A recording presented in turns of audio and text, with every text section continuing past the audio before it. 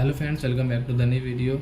Today video title is guys how to on app notification in our Motorola phone. Guys, you want to on your app notification guys, any app like guys Google Map, Google, like Play Store, calendar, like that guys, you want to on your app notification.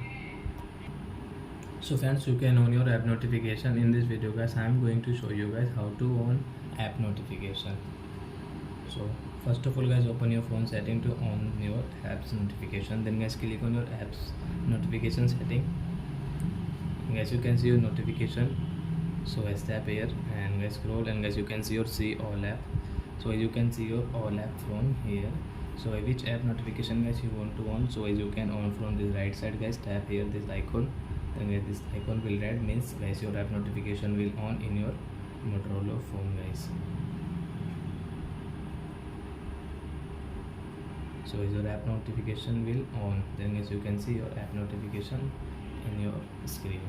So I hope friends you have understood how to on app notification in our Motorola phone. So that's it guys, thanks for watching. So guys, now we will meet on guys next video guys with new topic.